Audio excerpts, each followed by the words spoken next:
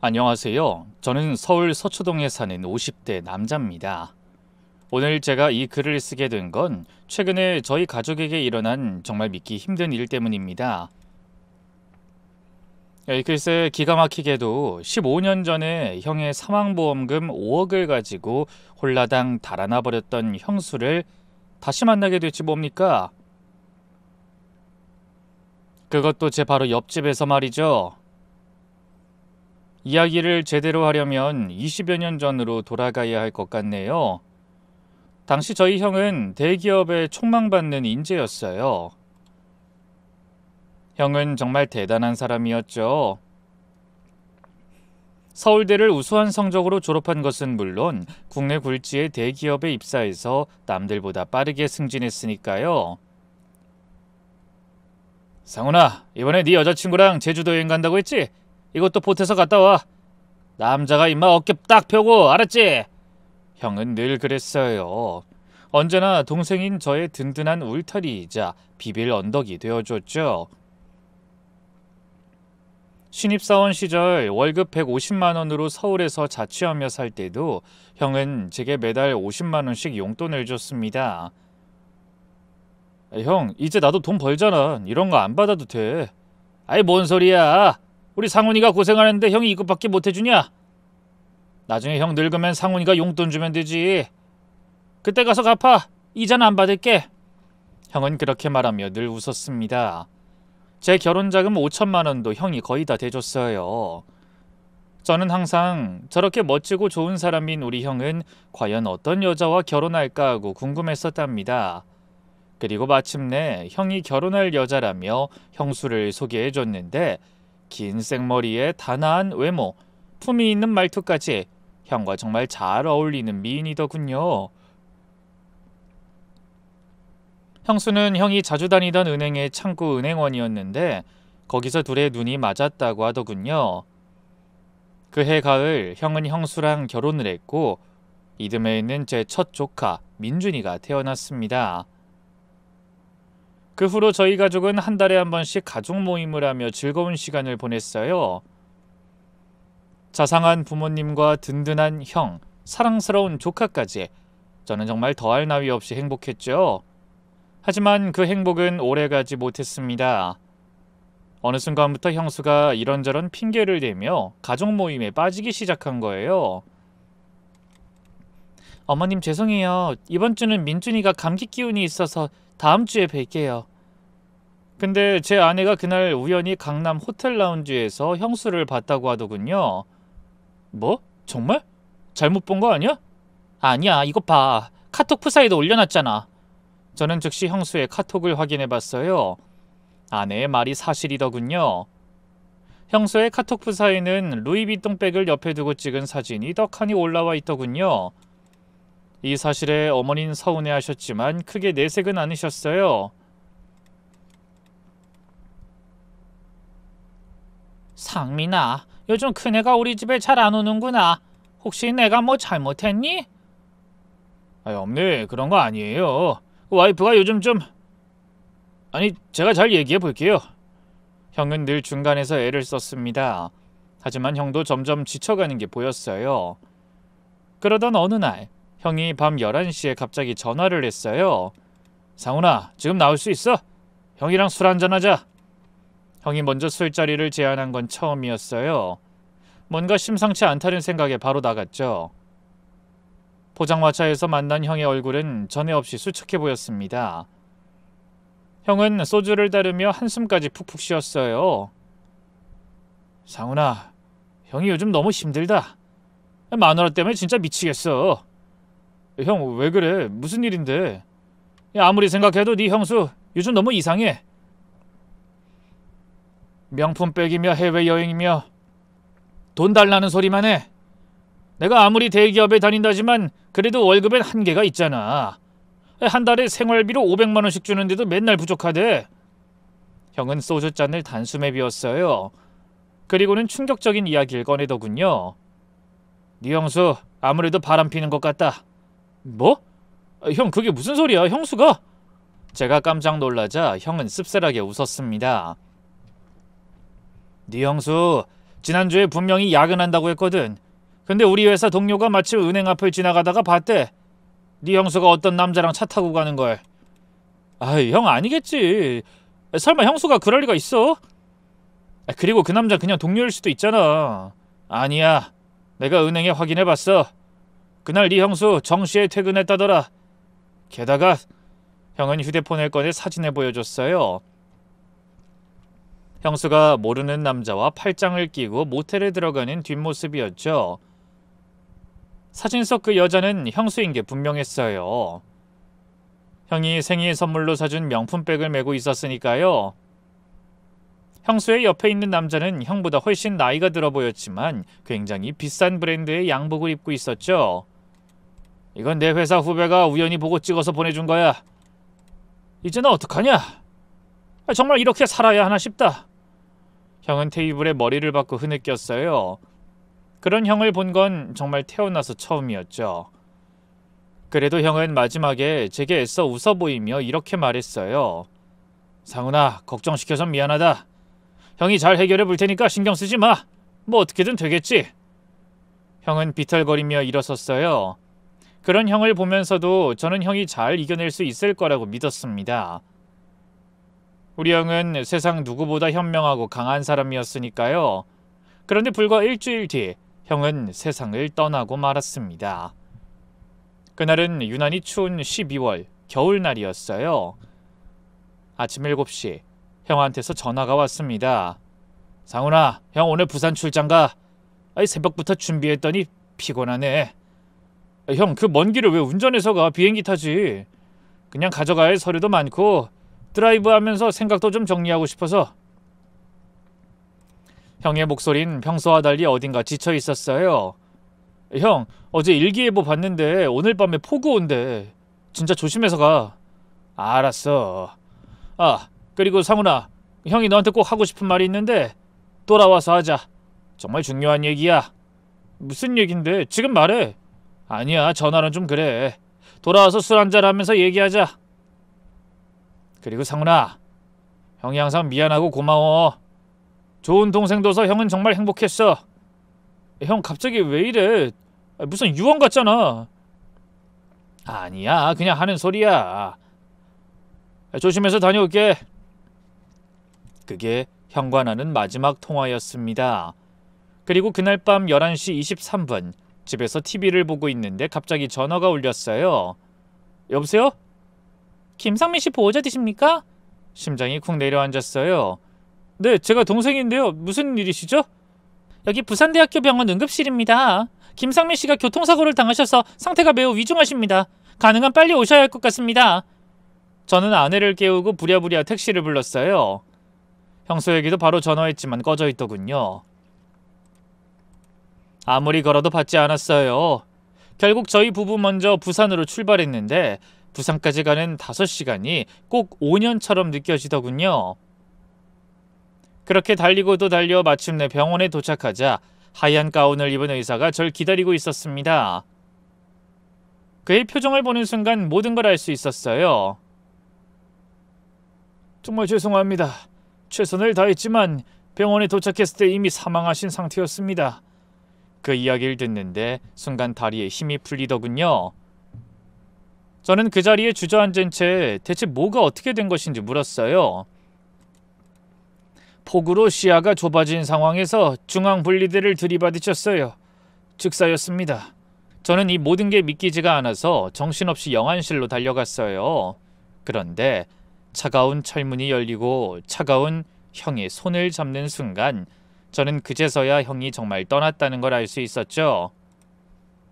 이어서 저희 부모님이 병원에 도착하셨고 어머니는 형의 시신을 붙잡고 오열하셨어요. 아이고 내 아들, 이게 무슨 일이니? 네가 어떻게 엄마보다 먼저 가니? 제발 눈 좀 떠봐. 엄마 봐야지. 엄마가 왔잖니? 제발 이러지 마라 상민아. 엄마 어떻게 살라고 이러니? 아이고, 하느님, 부처님, 우리 아들 살려주시고 차라리 절 데려가세요. 평생 눈물 한 번 보인 적 없던 아버지도 무너지셨습니다. 아버지는 너무 큰 충격을 받으신 건지 소리조차 내지 못하고 바닥에 무릎을 꿇은 채 눈물을 흘리셨죠. 그렇게 저희 가족이 고통 속에 몸부림치고 있는데 그제서야 형수가 나타나더군요. 그런데 이상했어요. 분명 집에 있었을 텐데 화장이 완벽했고 옷도 외출복이었죠. 게다가 분명히 형수의 눈에서 눈물은 흐르고 있었지만 진심이 조금도 느껴지지 않았어요. 다 연기 같기만 했죠. 하지만 당장 형이 죽은 마당에 그런 것들을 따지고 있을 겨를은 없었고 저희 가족은 서둘러 장례식을 준비했어요. 형의 회사 동료들, 친구들, 친척들이 모두 와서 형의 죽음을 애도해줬죠. 그런데 형수의 행동은 점점 이상해졌습니다. 장례식 첫날부터 형수는 계속 휴대폰을 들고 밖으로 나가서는 한참 있다가 돌아오기 일쑤였어요. 처음엔 그저 슬픔을 감추려는 거겠거니 했는데 그렇다고 하기엔 지나치게 자주 그런 행동을 하더군요. 여보세요? 네, 알겠습니다. 그럼 그렇게 진행해 주세요. 복도에서 들려오는 형수의 목소리는 슬픔에 잠긴 사람의 것이 아니었어요. 오히려 뭔가 급한 일을 처리하는 것 같았죠. 둘째 날 밤, 저는 형수가 또 전화를 받으러 나가는 걸 봤고 조용히 그 뒤를 밟았습니다. 그런데 형수의 입에서 충격적인 이야기가 나오더군요. 네, 서류는 준비 다 했어요. 보험금은 일주일 안에 나온다고 하니까 그때 바로 처리하면 될 것 같아요. 정말 기가 막히게도 형수는 형의 장례식장에서 형의 사망보험금 이야기를 하고 있었던 겁니다.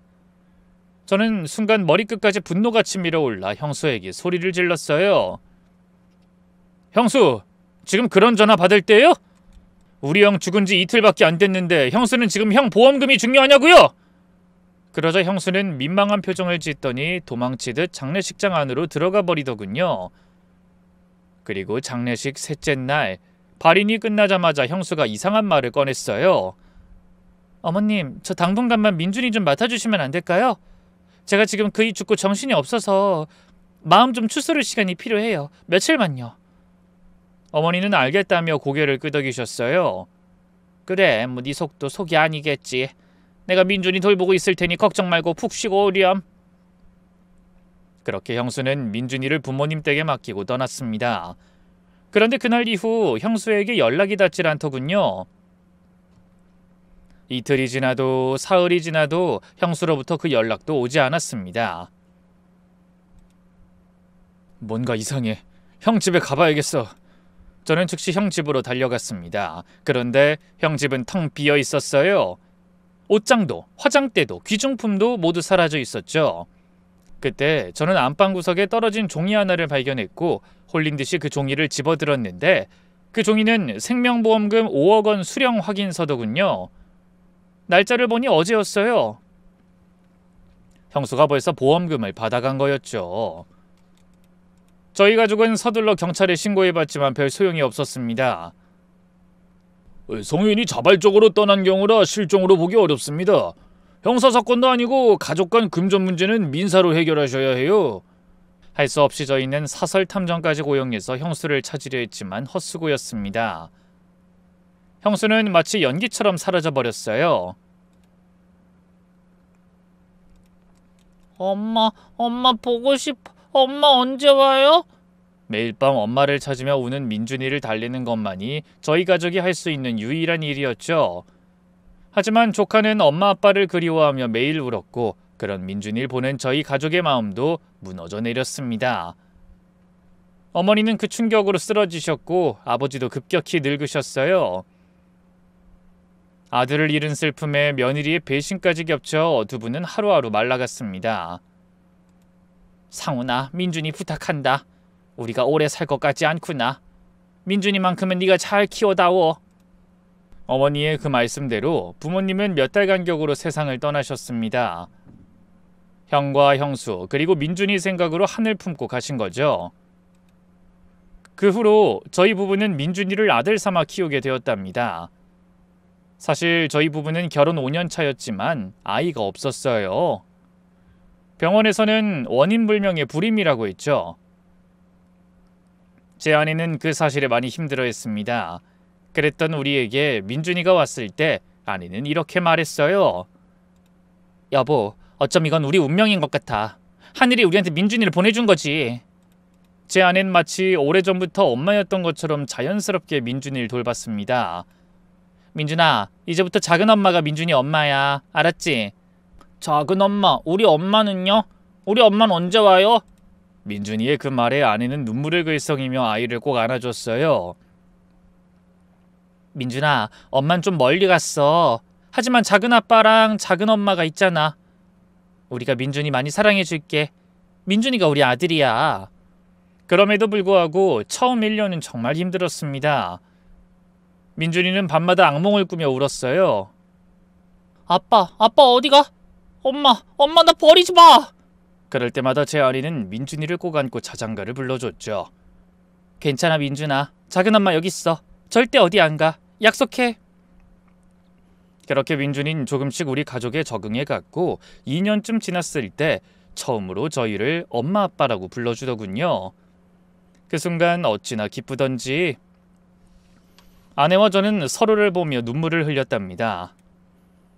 그렇게 민준이는 저희의 사랑을 받으며 점점 훌륭한 청소년으로 자라나기 시작했습니다. 키 크고 잘생긴 외모는 형을 빼닮았고 성격은 온화하고 다정했어요. 무엇보다 형의 우수한 두뇌를 이어받은 것인지 공부를 정말 잘했죠. 저는 형을 닮아가는 민준이를 보며 행복하기도 하고 슬프기도 했어요. 만약 형이 살아있었다면 민준이를 얼마나 자랑스러워했을까 그런 생각이 들었죠. 그러던 어느 날 민준이가 의대에 가고 싶다는 이야기를 꺼내더군요. 의사가 돼서 사람의 생명을 살리는 일을 하고 싶다면서 말이죠.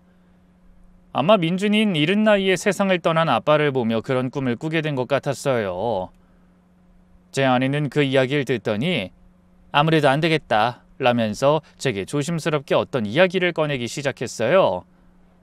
여보, 나 부동산 중개사 자격증 따볼까 해.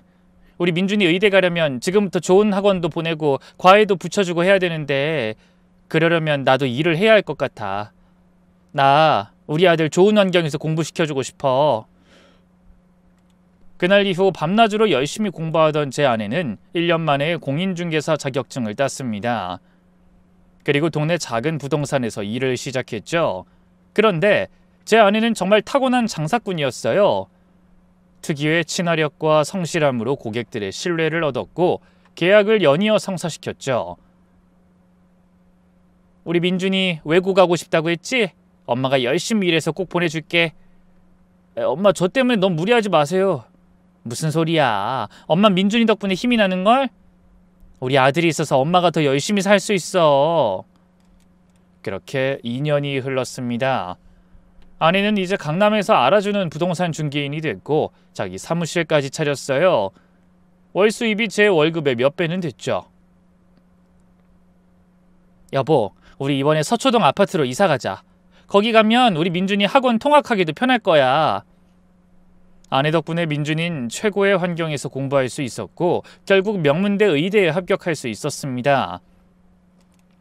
엄마 아빠 저 붙었어요. 의대 붙었어요. 합격 사실을 확인하는 순간 민준이는 저희를 와락 안았어요. 엄마 아빠 덕분이에요. 저 이렇게 키워주셔서 정말 감사해요. 아내는 민준이를 안고 하염없이 울었습니다. 우리 아들 정말 자랑스러워. 엄마가 더 고마워. 민준이가 우리한테 와줘서. 합격 통지를 받고 저희 부부가 제일 먼저 한 일은 민준이를 데리고 형의 묘소에 가는 거였어요. 아버지, 저 의대 합격했어요. 하늘에서 보고 계시죠? 아버지가 계셨다면 정말 기뻐하셨을 텐데 제가 아버지 목까지 열심히 살게요. 보고 싶어요, 아버지. 민준이는 끝내 눈물을 흘렸고 그런 민준이를 보며 저도 형 생각에 눈시울이 붉어졌습니다. 형 아들 민준이가 이렇게 훌륭하게 자랐어. 어때? 우리가 잘 키웠지? 앞으로도 우리가 민준이 잘 보살필 테니까 하늘에서 아무 걱정하지 말고 푹 쉬어. 그렇게 저희 가족은 더없이 행복한 나날을 보내고 있었습니다. 민준이는 의대생이 되어 열심히 공부했고 아내는 부동산 사업을 승승장구했죠. 저 역시 회사에서 부장으로 승진해 안정적인 생활을 하고 있었습니다. 그런데 그해 겨울 저희 가족에게 상상도 못할 일이 일어났습니다. 어느 날 저희 옆집에 새로운 가족이 이사를 오더군요.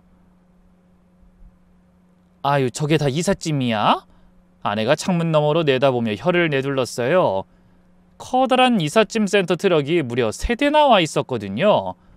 그리고 그 안에는 이탈리아제 가죽 소파, 수억 원은 좋게 넘어 보이는 그림대, 각종 골동품이 가득 들어있었죠. 여보, 옆집에 엄청난 부자가 이사 왔나 봐. 저 가구들 봐. 하나하나가 다 명품이야. 그러게, 저 정도면 상당한 재력가일 것 같은데. 그렇게 옆집 부부에 대한 궁금증이 생기던 중 저는 엘리베이터에서 우연히 옆집 부부를 마주치게 되었답니다. 안녕하세요. 저 얼마 전에 1002호로 이사 온 이준혁입니다. 앞으로 잘 부탁드려요. 먼저 인사를 건넨 남자는 50대 초반으로 보였어요. 훤칠한 키에 단정한 외모, 고급 양복이 잘 어울리는 사람이었죠. 그런데 그 옆에 서 있던 여자를 보는 순간 어라? 묘한 기시감이 들었습니다. 옆집 여자는 40대로 보였는데 화장을 진하게 해서인지 정확한 나이를 가늠하기 어려웠어요. 하지만 분명한 건 어디선가 본 듯한 느낌이 든다는 거였죠. 그런데 그 여자 역시 저와 눈이 마주치자 화들짝 놀라는 표정을 지었어요. 순간적으로 제 눈을 피하며 남편 뒤로 한 발짝 물러서더군요. 이쪽은 제 와이프입니다. 여보, 인사해. 옆집 남자가 다정한 목소리로 아내를 소개했지만 여자는 여전히 굳은 표정으로 간신히 입을 열었어요. 안녕하세요. 저도 그런 옆집 여자를 보며 뭔가 설명할 수 없는 쎄한 느낌에 일부러 더 밝은 척 인사를 건넸어요. 네, 반갑습니다. 저는 1001호에 사는 김상훈이라고 합니다. 근데 사모님이 아주 젊고 아름다우시네요. 이거 참 부럽습니다. 그 말에 옆집 남자는 갑자기 얼굴이 환해지더니 수다를 떨기 시작했어요. 하하, 그렇죠. 제가 복이 많아요. 사실 저는 미국에서 20년 넘게 의사 생활했거든요. 그러다가 5년 전에 학회차 싱가포르에 갔다가 이 사람 만났어요. 운명이었죠. 첫눈에 반해서 바로 프로포즈했답니다. 옆집 남자는 신이 나서 계속 떠들었지만 옆집 여자는 계속 불안한 표정이었어요. 심지어 땀까지 흘리는 게 보였죠. 그래서 결혼하고 싱가포르에서 살다가 이번에 한국에 들어왔어요. 지금은 서울대병원이랑 삼성병원에서 스카우트 제의가 와서 고민 중이에요. 물론 연봉은 미국만 못하지만 그래도 저희 부부 다 한국이 그리웠거든요. 그러시군요. 대단하시네요.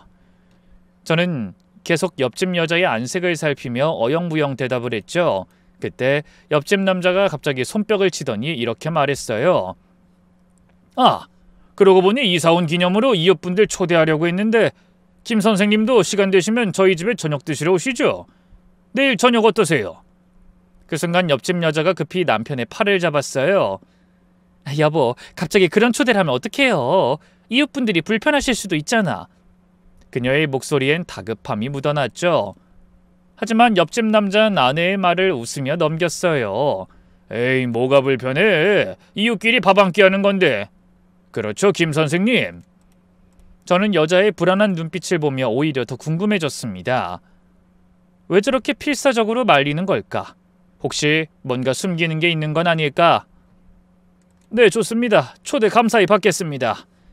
제가 승낙하자 여자의 얼굴이 하얗게 질렸어요. 그런 줄도 모르고 옆집 남자는 싱글벙글 웃으며 약속을 확정지어버렸죠. 좋아요. 제가 와인 좋은 걸로 준비해 둘게요. 가족분들도 다 데려오세요. 북적북적한 게 좋잖아요. 엘리베이터가 1층에 도착하자 그들은 먼저 내렸습니다. 문이 닫히기 직전 여자가 뒤돌아 저를 흘끔 쳐다봤는데 그 눈빛은 마치 제발 오지 마세요라고 애원하는 것 같았어요. 도대체 뭘 숨기고 있는 거지? 집으로 돌아온 저는 계속 그 여자의 얼굴이 머릿속에서 떠나질 않았습니다. 분명 어디선가 본 것 같았거든요. 그리고 다음 날 저녁, 저는 그 집을 방문했고 그곳에서 끔찍한 진실을 마주하게 되었답니다. 저녁 7시, 저는 아내와 함께 옆집 문을 두드렸어요. 어서 오세요. 기다리고 있었어요. 옆집 남자가 환한 얼굴로 문을 열어줬습니다. 그런데 그 뒤에 서 있던 옆집 여자의 표정은 여전히 굳어 있었죠. 안녕하세요. 어서 들어오세요. 그녀의 목소린 간신히 짜낸 것 같았어요. 그런데 아내가 갑자기 제 팔을 꽉 잡더니 귓속말을 했어요. 여보, 저 사람 혹시 형님 아니야? 순간 제 머릿속에서 퍼즐 조각이 맞춰지는 느낌이었습니다. 맞아. 그래서 이렇게 낯이 익었구나. 제가 계속 느꼈던 그 기시감의 정체가 바로 그거였어요. 옆집 여자가 20년 전 사라진 형수와 너무나 비슷했던 겁니다. 하지만 말이 안 됐죠. 형수는 지금 50대일 텐데 저 여잔 기껏해야 40대처럼 보였으니까요. 집 안으로 들어가며 저는 아내에게 작게 속삭였습니다. 일단 더 지켜보자. 옆집의 화려한 거실에 앉아 와인을 마시며 대화를 나누는 동안 저와 아내는 계속 그 여자를 관찰했습니다. 웃을 때 왼쪽 입꼬리가 살짝 더 올라가는 각도, 와인잔을 잡을 때 새끼손가락을 세우는 자세까지 하나하나가 다 형수와 너무나 흡사했어요. 결국 제 아내가 옆집 여자를 향해 조심스럽게 질문을 던졌습니다. 저기 실례지만 나이가 어떻게 되세요? 그러자 옆집 여자는 잠시 머뭇거리더니 45이라고 대답했어요. 그러자 옆집 남자는 자랑스럽다는 듯 이렇게 말하더군요. 제가 55살이니까 정확히 10살 차이 나요. 나이 차이가 좀 나죠? 하하하하. 그 말에 저와 아내는 안도의 한숨을 내셨어요. 우리가 괜한 의심을 한 것 같아 미안한 마음도 들었죠. 와인 정말 맛있네요. 이거 비싼 거죠? 제가 분위기를 바꾸려고 말했더니 옆집 남자는 또 신나서 와인 설명을 늘어놓기 시작하더군요. 그가 열심히 설명하는 동안 저는 긴장이 풀린 탓인지 슬슬 화장실이 급해졌습니다. 죄송한데 화장실 좀 써도 될까요? 네, 복도 끝에 오른쪽이에요. 저는 일어나서 복도를 걸어갔습니다. 그런데 화장실 문을 열려다가 실수로 옆방문을 열게 됐어요. 슬쩍 안을 보니 서재인 것 같았죠. 여기가 아니네. 얼른 문을 닫으려는데 마침 책상 위에 놓인 액자가 눈에 들어왔습니다. 순간 뭔지 모를 쎄한 느낌이 들었고 저는 저도 모르게 그 액자로 다가갔어요. 가까이 다가가 보니 10년은 더 된 것 같은 오래된 사진이 있더군요. 근데 사진 속 여자의 얼굴을 보는 순간 말도 안 돼. 이 여자가 왜 여기 있어? 전 그야말로 심장이 멎는 것 같았습니다. 사진 속 여자는 분명 젊은 시절의 형수였어요. 말도 안 돼. 어떻게? 손이 떨렸습니다. 다시 한번 확인하려고 사진을 들어 자세히 봤어요. 틀림없었습니다. 20년 전 형의 장례식장에서 마지막으로 본 그 얼굴이었어요. 머릿속이 하얘졌습니다. 형수가 다른 남자의 아내가 되어 바로 옆집에 살고 있다니 이게 무슨 운명의 장난인지 저는 떨리는 손으로 휴대폰을 꺼내 사진을 찍었습니다.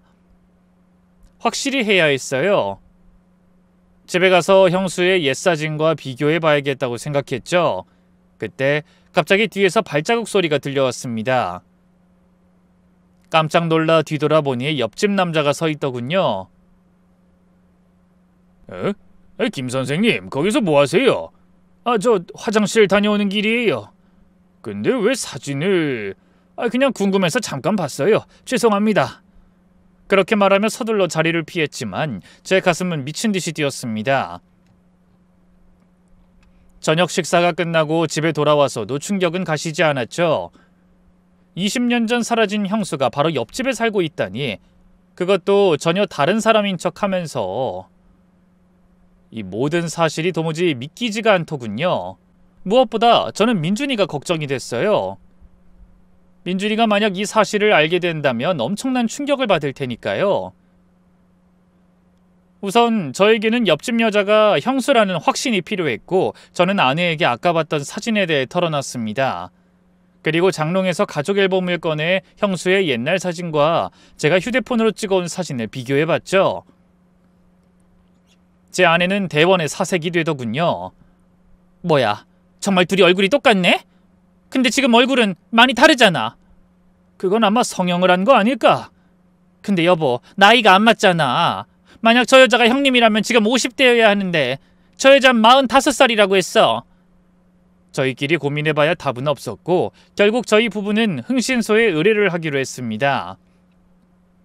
그리고 2주가 지난 어느 날 흥신소 직원에게서 연락이 왔어요. 김상우씨, 저희가 방금 엄청난 사실을 알아냈습니다. 지금 바로 만나실 수 있으신가요? 그렇게 카페에서 만난 흥신소 직원은 저에게 두꺼운 서류초를 건네줬습니다. 이건 싱가포르에서 입수한 자료입니다. 20년의 한국 여권으로 입국한 오정현 씨의 기록이에요. 확실했습니다. 서류 안에 들어있는 모든 정보는 형수와 일치했죠. 그리고 이건 싱가포르 마운트 엘리자베스 병원 성형외과 기록입니다. 서류를 보니 형수는 무려 7차례에 걸친 대대적인 성형수술을 했더군요. 얼굴, 윤곽, 코, 눈매 교정, 이마, 심지어 목주름 제거까지 거의 얼굴을 새로 만든 수준이네요. 비용만 3억 원이 넘게 들었고요. 뭐라고요? 3억이요? 그 말에 아내가 분노에 떨며 말했어요. 그 돈 우리 아주버님 사망보험금이잖아요. 그런 아내를 진정시키며 흥신소 직원은 마지막으로 결정적인 증거를 보여줬습니다. 이건 오정현 씨가 싱가포르 한인 커뮤니티에 남긴 흔적입니다. 한 헬스장에 다니면서 강하늘이라는 가명을 쓰기 시작했더군요. 그리고 거기서 지금의 남편 박준혁을 만났고요. 드디어 모든 퍼즐이 맞춰졌습니다. 형수는 싱가포르에서 성형을 한 뒤 거기서 지금의 남편을 만나 한국으로 돌아온 거였죠. 저는 주먹을 불끈 쥐었습니다. 이제 어떻게 해야 하죠? 그러자 흥신소 직원은 어깨를 한번 으쓱하더니 이렇게 말하더군요. 증거는 충분하니까 경찰에 신고하시면 될 것 같네요. 신분 위조와 보험금 사기로 충분히 처벌받을 수 있어요. 그렇게 집으로 돌아오는 길 아내가 말했어요. 민준이한테는 어떻게 말하지? 일단은 비밀로 하자. 충격이 너무 클 거야. 사실 저는 민준이에게만큼은 이 사실을 비밀로 하고 싶었습니다. 자칫 잘못하다가는 괜히 민준이에게 상처만 줄 수도 있으니까요. 그래서 저는 민준이 앞에선 절대 이야기하지 않기로 아내와 합의를 봤죠. 그런데 운명은 정말 얄궂은 것이었습니다. 형수에 대한 서류를 잘 숨긴다고 숨겼는데 손톱깎이를 찾던 민준이가 서랍을 열었다가 그만 그 서류를 발견하고 만 거예요. 아빠, 이게 뭐예요? 왜 이 사람 사진이 여기에... 민준이의 얼굴이 점점 하얗게 변해갔습니다. 서류를 한 장 한 장 넘기던 민준이는 결국 바닥에 주저앉고 말았죠. 민준이의 눈에서는 눈물이 주르륵 흘러내렸어요. 20년이에요. 20년 동안 절 버려뒀던 엄마가 바로 옆집에 살고 있었다고요? 민준이는 자리에서 벌떡 일어났어요. 민준이의 얼굴은 분노로 일그러져 있었죠. 지금 이 여자 어딨어요? 옆집이라고 했죠? 민준아, 잠깐 진정해! 하지만 민준이는 이미 현관문을 박차고 나갔습니다. 저와 아내도 황급히 따라 나갔죠. 민준아, 기다려! 민준이는 옆집 문을 주먹으로 쾅쾅 두드렸습니다. 나와요! 당장 나오라고요! 민준이의 절규 같은 외침에 옆집 여자, 아니 형수가 모습을 드러냈습니다. 그녀의 얼굴은 이미 사색이 되어 있었어요. 너는? 네, 저예요, 김민준. 엄마가 20년 전에 버리고 간 아들이요. 민준이의 목소리가 떨렸습니다. 분노와 슬픔, 원망과 그리움이 뒤섞인 복잡한 감정이 폭발하는 것 같았어요. 어떻게 그럴 수 있어요? 아빠가 돌아가셨을 때 전 고작 5살이었어요. 근데 엄만 겨우 5억 때문에 절 버렸어요? 그 돈으로 얼굴 바꾸고 이름 바꾸고 다른 남자랑 재혼해서 행복하게 살았어요. 그런데 형수는 그런 민준이를 앞에 두고도 뻔뻔한 표정으로 거짓말을 하더군요. 예, 난 지금 네가 무슨 말을 하는 건지 하나도 못 알아듣겠구나. 지금 어디 엄마한테 와서 생떼를 쓰는 거니? 거짓말하지 마세요. 전 다 알아요. 당신이 제 엄마라는 거. 그러자 형수는 민준이를 미친 사람처럼 바라보며 끝까지 거짓말을 늘어놓더군요. 무슨 오해가 있는 것 같은데 난 네 엄마 아니야. 사람 잘못 봤으니까 그만 귀찮게 하고 너네 집으로 가렴. 표정 하나 바뀌지 않고 거짓말하는 형수의 모습에 민준이는 더욱 흥분했어요. 어떻게 그럴 수 있어요? 20년이에요. 20년! 엄마가 절 버리고 떠난 지 20년이나 됐다고요. 근데 이렇게 만났는데도 모른 척이에요? 미안한데 난 네가 누군지 정말 모르겠고 나 지금 마사지 받으러 나가야 하니까 그만 소리 지르고 제발 너네 집으로 좀 가줄래? 그렇게 말하며 형수는 문을 닫으려 했지만 민준이는 그 문을 잡으며 필사적으로 외쳤어요. 엄마, 나 민준이야. 엄마 아들 김민준이라고. 정말 다 모르겠어? 아무리 밉고 원망스럽더라도 형수는 민준이의 친엄마였고 평생 엄마를 그리워했던 민준이는 형수에게 처절하게 매달렸죠. 그때 안에서 옆집 남자가 나왔습니다. 무슨 일이야? 뭔데 이렇게 시끄러워? 여보, 이분들이 절 다른 사람으로 착각하시는 것 같아요. 그러자 옆집 남자는 차가운 눈빛으로 저를 쳐다보더니 이렇게 말하더군요. 교양 있는 사람들인 줄 알았더니 지금 동네 시끄럽게 뭐 하자는 겁니까? 자꾸 이러면 경찰에 신고할 테니까 어서 썩 꺼져요. 잠깐, 우리가 착각한 게 아니라 여기 이 사람은... 제가 설명하려 했지만 옆집 남자는 이미 문을 쾅 닫아버렸어요. 이 문 열어요! 엄마, 제발! 민준이가 문을 두드렸지만 더 이상 응답은 없었습니다. 결국 저희 가족은 물러날 수밖에 없었어요. 집으로 돌아온 민준이는 소파에 주저앉아 흐느꼈어요. 분명 엄마예요. 우리 엄마 맞다고요. 근데 엄마 왜 날 모른 척해요? 대체 왜? 그렇게 민준이는 밤새 울다 지쳐 잠들었습니다. 꿈속에서도 엄마를 부르는 민준이를 보며 저와 아내는 형수를 다시 만나보기로 결심했어요. 다음 날 아침, 저는 일찍 일어나 옆집 문 앞에서 기다렸습니다. 오전 9시쯤 형수가 나오더군요. 형수, 잠깐만요. 제발 5분만 시간을 주세요. 민준이를 위해서라도 제발. 형수는 주위를 둘러보더니 작은 목소리로 말했어요. 1층 카페에서 만나. 10분 뒤에. 10분 후, 저희 부부는 카페 구석자리에 형수와 마주 앉았습니다. 형수의 손은 미세하게 떨리고 있었죠. 형수, 더 이상 부인하지 마세요. 다 알고 있으니까. 형수는 한참을 침묵하다 깊은 한숨을 쉬었어요. 어떻게 알았어? 지금 그게 궁금해요. 민준이가 지금 마음이 어떨지 지금 그걸 먼저 물어봐야 하는 거 아니냐고요. 하지만 형수의 말투는 담담하기만 했습니다. 거기엔 어떤 죄책감도 찾아볼 수 없었죠. 이제 와서 나보고 뭘 어떡하라고. 그래, 내가 그이 사망보험금 가지고 떠났던 건 사실이야. 근데 나도 힘들었다고. 형수의 말에 제 아내는 어이가 없는지 허 하고 헛웃음을 터뜨렸어요. 형님이 힘들었다고요? 5살짜리 아이 버리고 5억 들고 도망간 사람이 무슨 힘들었다는 소리를 해요? 그럼 내가 어떻게 했어야 했는데? 꽃다운 나이에 과부된 것도 서러운데 내가 애까지 데리고 살았어야 했니? 나도 내 인생을 살아야 했어. 형수는 오히려 당당했습니다. 그리고 나라고 마냥 행복하게 산 것도 아니야. 성형 좀 하고 이것저것 하고 나니까 꼴랑 5천만 원 남더라. 그 돈으로 뭘 하겠어? 나도 싱가포르에서 겨우겨우 근근히 먹고 살았다고. 지금 그게 할 말이에요? 형 목숨값으로 성형하고 놀고 먹었으면서. 야, 내가 그 돈 훔쳤어? 그거 다 내가 합법적으로 받은 거라고. 제 아내는 더 이상 참지 못하고 소리쳤어요. 진짜 뻔뻔하시네. 남편 장례식 끝나자마자 돈 챙겨서 도망간 주제에 말이면 단 줄 알아요? 그래, 나 도망갔어. 그래서 뭐? 난 처음부터 그 집구석에 정도 없었어. 그 말에 저는 형수를 경멸하듯 바라보며 이렇게 말했습니다. 그래서 아들 버리고 도망가는 게 답이었었어?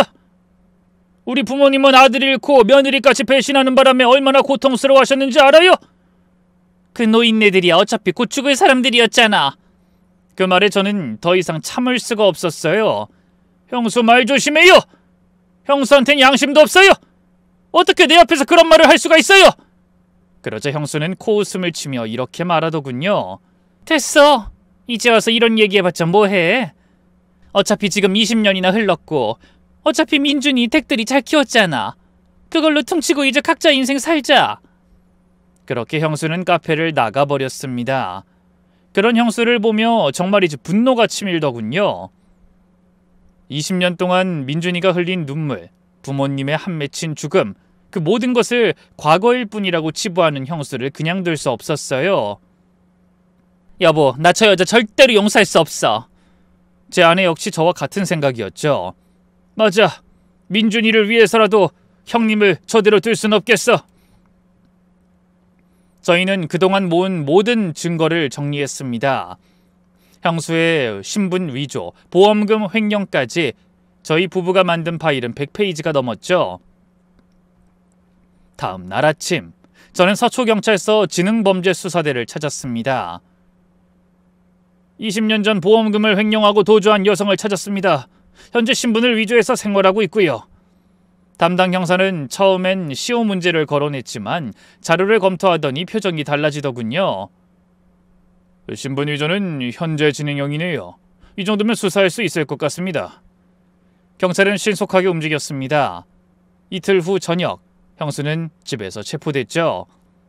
곧 수갑을 찬 형수가 경찰에 끌려 나왔죠. 형수는 절 보자마자 동네가 떠나가라 고래고래 소리를 지르더군요. 야, 이거 네 짓이지? 니들이 어떻게 나한테 이럴 수 있어? 그래도 내가 너희 형이랑 살부비고 산 세월이 얼만데? 너 네 형한테 미안하지도 않아? 저는 감히 제 형을 거론하는 형수를 향해 이렇게 일갈해줬습니다. 우리 형 죽자마자 사망보험금 들고 튄 주제 무슨 염치로 우리 형을 입에 올려? 바로 그때 퇴근하던 옆집 남자가 이 광경을 목격했습니다. 그는 황급히 뛰어와 물었어요. 여보, 이게 무슨 일이야? 왜 수갑을 차고 있어? 그러자 형수는 재빨리 눈물 연기를 하기 시작했어요. 형수는 온갖 불쌍한 척을 하며 옆집 남자에게 애원하듯 말했죠. 여보, 이건 다 오해야. 옆집 사람들이 날 이상한 사람으로 몰아가고 있어. 형수의 말을 들은 옆집 남자는 경찰을 향해 거칠게 항의했어요. 이봐, 당장 내 안에 펴줘. 무슨 권리로 멀쩡한 사람을 체포하는 거야? 그러자 담당 형사가 차분히 설명했습니다. 부인께선 20년 전 보험금 5억을 횡령하고 도주한 혐의 받고 있습니다. 그 뒤로 싱가포르에서 신분을 세탁하고 여지껏 가짜 신분으로 살아오셨고요. 형사의 말을 들은 옆집 남자의 얼굴이 새하얗게 변하더군요. 여보, 이게 다 무슨 소리야? 여보, 믿지 마. 다 거짓말이야. 내가 설명할게. 형수는 다급하게 소리쳤지만 옆집 남자는 이미 형수에 대한 신뢰가 깨진 상태였죠. 이런 사기꾼! 여태까지 날 속였던 거야? 내가 미쳤지? 너 같은 여자한테 속아서... 아니야, 난 당신을 사랑해! 형수가 필사적으로 외쳤지만 옆집 남자는 형수의 말은 들은 척도 하지 않은 채 씩씩거리며 집으로 들어가 버리더군요. 그러자 형수는 이번엔 민준이를 향해 울부짖었어요. 민준아, 아들, 엄마가 미안해. 우리 아기 일단 엄마랑 말로 대화로 해결하자, 응? 그러자 민준이는 차가운 목소리로 이렇게 말할 뿐이었습니다. 당신은 내 엄마 아니에요. 저한테는 엄마가 따로 있어요. 날 키워준 진짜 엄마가요. 그러자 형수의 얼굴이 대번에 일그러졌어요. 민준아, 너마저 이러기야? 이 배은망덕한 놈, 내가 널 낳았어. 10개월 동안 배에 품고 있었다고. 그리고 5살 때 버렸죠. 5억이 저보다 소중했으니까. 형수는 그렇게 발악하며 결국 경찰차에 태워졌어요. 그런데 무슨 힘이 그렇게 좋은지 형수는 차 안에서도 계속 소리를 질러대더군요. 너희 모두 후회할 거야. 내가 가만 안 둬. 다 고소할 거야, 무고죄로. 그렇게 경찰차가 떠나고 민준이는 지친 얼굴로 제게 묻더군요. 아빠, 이제 다 끝난 거죠? 그 말에 저는 조용히 답했습니다. 아니, 이제 시작이야. 그로부터 3개월 뒤 형수의 재판이 열렸습니다. 저희 가족은 피해자이자 증인으로 재판에 출석했죠. 잠시 후 형수가 법정에 들어서는데 전에 없이 초췌한 모습이더군요. 화려하게 치장했던 모습은 온데간데 없고 수의를 입은 그녀는 그저 늙고 초라한 여자에 불과했어요. 그러거나 말거나 저는 형수에게 일말의 동정심도 느끼지 않았어요. 피고인 오정현은 남편의 사망보험금 5억 원을 횡령하여 도주했으며 이후 신분을 위조하여 생활했습니다. 잠시 후 형수의 범죄 사실이 낱낱이 밝혀졌습니다. 그런데도 형수는 뻔뻔한 얼굴로 자신의 범행을 부인하더군요. 저는 당시 남편의 갑작스러운 죽음으로 정신적 충격을 받았고 판단력이 흐려진 상태였습니다. 심신미약을 주장합니다. 하지만 검사는 가차없었습니다. 피고인은 장례식이 끝난 다음 날 곧바로 은행에서 5억을 인출했습니다. 이게 과연 판단력이 흐려진 사람의 행동입니까? 이건 오히려 치밀하게 계획된 범행입니다. 증인석에 선 저는 20년 전의 상황을 상세히 증언했습니다. 형수가 민준이를 버리고 간 것, 부모님이 받은 충격, 그리고 최근에 파렴치한 행동들까지 말이죠. 저 여자는 무려 20년 만에 아들을 만났을 때도 전혀 반성하지 않았습니다. 오히려 자신이 저지른 일들은 모두 지나간 과거일 뿐이라며 뻔뻔한 태도를 보였죠. 형수가 절 노려봤지만 저는 피하지 않았어요. 이어서 민준이가 증언대에 섰습니다. 그런데 민준이의 입에서 뜻밖의 말이 나오기 시작하더군요. 전 아무런 증언도 하지 않겠습니다. 민준이의 말에 법정이 술렁였습니다. 그래서 판사가 물었죠. 왜 증인을 거부하시는지 설명해 주시겠습니까? 저한테 엄마는 20년 전에 죽은 사람입니다. 저기 있는 사람은 제가 모르는 사람이에요. 모르는 사람에 대해 제가 뭘 증언하겠습니까? 민준이의 차가운 말에 형수의 얼굴이 일그러졌습니다. 처음으로 형수의 눈에 눈물이 맺혔어요. 민준아, 아줌마 저 아세요? 전 당신을 전혀 모르겠는데요. 그렇게 증인석을 벗어난 민준이는 아예 법정 밖으로 나가버리더군요. 형수는 그제야 자신이 잃은 것이 무엇인지 깨달은 듯 흐느끼기 시작했죠. 하지만 형수가 반성을 하기에도 이제와 모든 것을 바로잡기에도 이미 너무 늦어버린 뒤였습니다. 판사는 선고했습니다. 피고인 오정현에게 징역 3년을 선고합니다. 20년이란 긴 시간 동안 가족에게 씻을 수 없는 상처를 준 점, 신분을 위조하여 사회 질서를 어지럽힌 점을 고려했습니다. 한데 3년이라니 이건 말도 안 돼. 재판장님, 한 번만 선처를 해주세요. 앞으로 착하게 살게요. 형수가 발악했지만 소용없었습니다.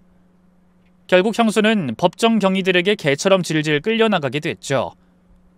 그렇게 재판이 끝나고 법원을 나서는데 민준이가 허탈한 표정으로 저희를 기다리고 있더군요.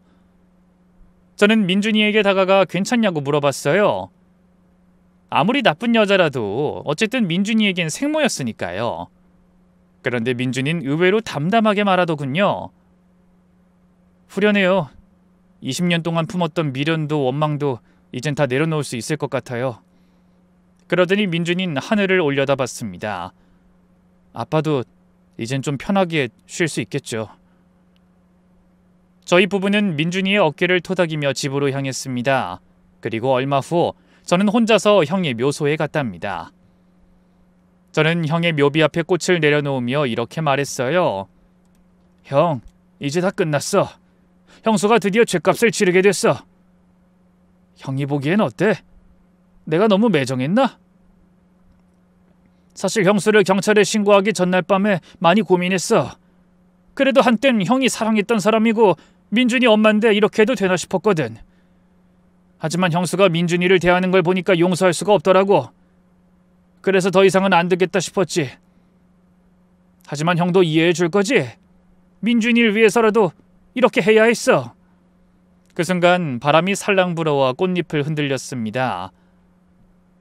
마치 형이 고개를 끄덕이는 것 같았죠. 형, 민준이 정말 잘 자랐어.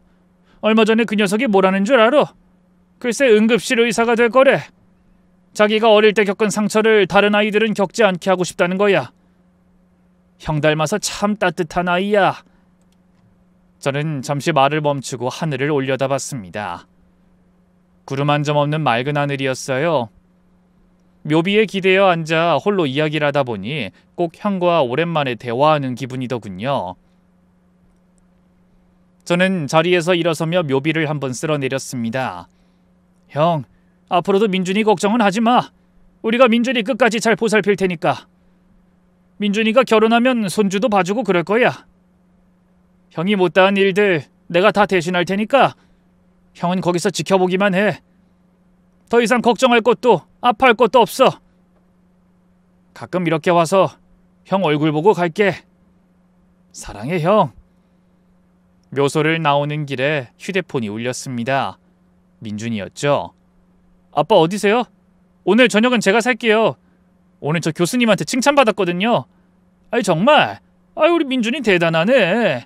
좀만 기다려. 아빠 곧 갈게. 그렇게 전화를 끊고 저는 다시 한번 형의 묘소를 돌아봤습니다. 햇살이 묘비를 따뜻하게 비추고 있었어요. 이제 정말로 모든 것이 제자리를 찾은 것 같습니다. 20년 전의 상처는 아물었고 우리 가족은 더욱 행복해졌으며 형도 하늘에서 편히 쉴 수 있게 되었으니까요. 인생은 때로 드라마보다 더 극적이고 소설보다 더 기막힌 반전을 준비하고 있는 것 같아요. 여러분께서도 행복 가득한 하루를 보내시길 바라며 이만 제 이야기는 마치도록 하겠습니다. 감사합니다.